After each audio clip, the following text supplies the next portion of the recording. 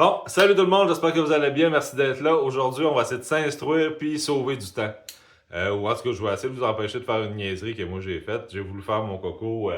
On va supprimer le dérailleur sur le vélo, mon gars. On va essayer d'avoir de l'air hot. Mais dans le fond, il y a juste eu de l'air coco, puis moi encore pire parce que c'est moi qui ai fait la gaffe.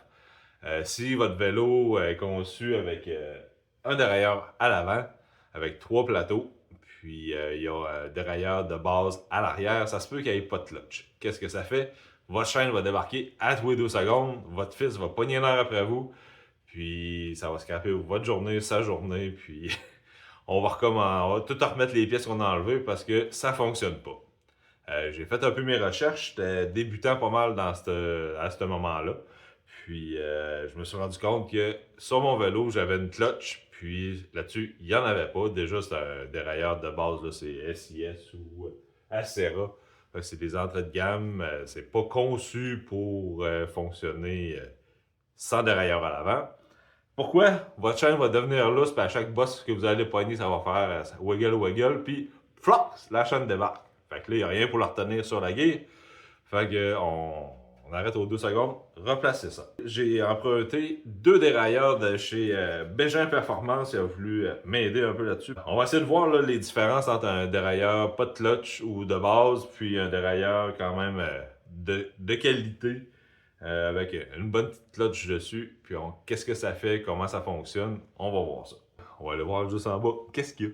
Les dérailleurs, on a le dérailleur de base, c'est un déoré standard, pas fancy, c'est des grandes tiges pour s'adapter aux grosses gears de vélo de montagne. Puis on a le fameux dérailleur avant pour nos 3 plateaux. Moi, ce que j'avais fait, c'est que j'avais enlevé vraiment les boulons ici. J'ai retiré le dérailleur, le câble, ainsi que la manette. Puis, je me suis dit, avec juste une gear à l'avant, je vais essayer de me trouver un ratio qui allait avoir de l'allure, mais avec juste une gear en avant, on allait être bon pour faire un bon bout, mais pas vraiment. Qu'est-ce qui se passe, c'est que quand on pogne des bosses, vous voyez, la chaîne, elle se promène, puis ça rebondit tout le temps. Puis, qu'est-ce qui va arriver, c'est que votre chaîne à l'avant, en se promenant, elle débarque comme ça. Puis, c'est pas pratique. Versus, je vais vous montrer un peu qu'est-ce que ça fait avec un autre vélo.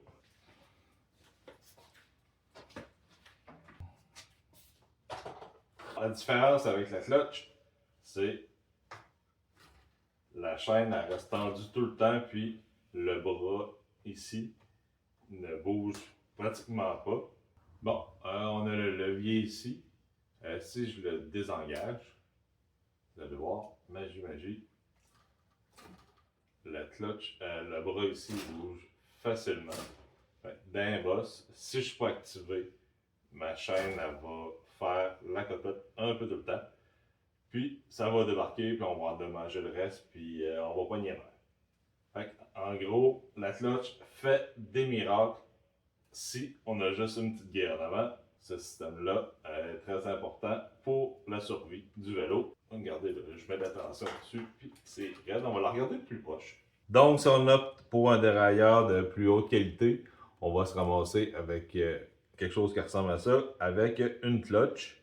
Sans clutch, là, on a un dérailleur standard là, qui est assez malléable, avec 100% ressort. Si on met la restriction de la clutch, tout devient plus raide, plus tendu, dur à tendre. Donc, votre chaîne va rester en place, elle va pas swinguer d'un boss, là, c'est vraiment, là, c'est dur à travailler. Fait que ça va nous éviter les situations fâcheuses. Puis aussi, dérailleur de plus haute qualité, mais les composantes sont plus robustes, on peut faire la maintenance dessus. La clutch, elle se démonte en morceaux. C'est vraiment là une petite coche au-dessus. Le prix est différent, mais on se ramasse avec des grosses roulettes, vraiment là, une structure vraiment solide et stable, ça va pas flacoter. Donc, c'était juste un petit warning là, que je voulais vous montrer qu'est-ce qui se passe si vous avez pas le bon dérailleur, puis si vous voulez enlever le dérailleur en avant, mais il faut faire les choses comme il faut. faut s'assurer qu'on a un dérailleur avec une clutch en arrière parce que votre chaîne va débarquer aux 30 secondes ou peut-être qu'avec un guide ça va fonctionner, mais votre chaîne va flacoter pareil, ça va être un asile. Fait que pensez à vos choses avant. Merci à Performance Belgium pour m'avoir prêté deux beaux petits dérailleurs. Ils traînaient sa tablette, je les ai empruntés juste pour pas me salir les mains. Ça me tentait là, justement de montrer de quoi de beau. Ils m'ont dépanné là-dessus. Si vous êtes dans le coin de Québec, là, il y en a un à Cap-Rouge, puis sur la Rive-Sud, dans le coin de Québec encore. Il y en a un autre là-bas aussi. Fait que allez voir sur leur site internet, vous allez avoir leurs adresses. Merci beaucoup, Performance Belgium. Sur ce, on s'abonne à la chaîne, on clique sur la petite cloche, on a des questions, des suggestions, on ne gêne pas, on les écrit, puis on se dit à la prochaine. Bye!